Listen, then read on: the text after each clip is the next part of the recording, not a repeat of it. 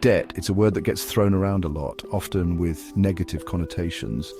But at its core, debt is a simple concept. It's essentially borrowing money with the promise to pay it back later, usually with interest. Think of it like borrowing a book from the library. You get to enjoy the book for a while, but you have to return it eventually. And just like the library might charge a late fee, debt comes with a cost interest. Now, imagine this borrowing happening on a much larger scale. Governments need money to fund public services like healthcare and education. They often borrow by issuing bonds, essentially IOUs that promise to pay back the borrowed amount plus interest. Similarly, companies borrow to invest in growth research or simply to manage their day-to-day operations. Individuals like you and me also take on debt. We might take out loans to buy homes, finance education, or purchase a car. In all these cases, debt acts as a tool, allowing individuals, businesses, and governments to access funds they need now and pay for them over time.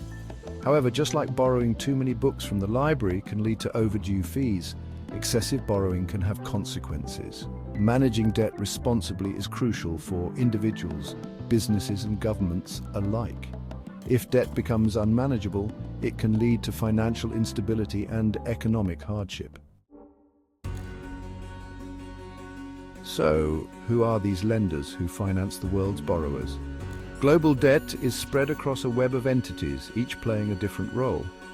Governments borrow from their citizens, from other countries, and even from international organizations like the International Monetary Fund. You might be surprised to find out that you, as an individual, could be a creditor to your own government. When you buy a government bond, you're essentially lending money to your government. Large financial institutions like banks and pension funds are major players in the global debt market. They manage vast sums of money and invest a portion of it in bonds issued by governments and corporations. Foreign countries also hold significant amounts of debt. China, for example, is a major holder of US Treasury bonds. These interlinked relationships create a complex web of debt and credit that underpins the global financial system. It's tempting to think that a world without debt would be a utopia. After all, who wants to owe money? But the reality is far more nuanced. A sudden disappearance of all debt could trigger a global financial meltdown. Think about it this way. If all debts were magically erased, banks and other financial institutions would lose a significant portion of their assets. Their business models rely on lending money and earning interest. Without debt, their ability to function and provide crucial financial services would be severely hampered. Moreover, governments rely on debt to fund public services and infrastructure projects. Without access to borrowing, their ability to invest in the future and respond to crises would be severely limited. The global economy, intricately woven with debt as a fundamental thread, would unravel in unpredictable and potentially disastrous ways. Section 4. Good debt versus bad debt. Understanding the difference. Not all debt is created equal. Just as there are responsible borrowers and reckless spenders, there's good debt and bad debt. The key difference lies in how the borrowed money is used. Good debt is an investment. It's about taking on a manageable amount of debt to create something that will generate future income or value. Think of a student loan used to finance a college education.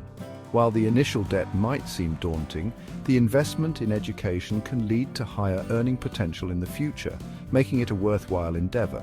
Similarly, a mortgage used to buy a home can be considered good debt.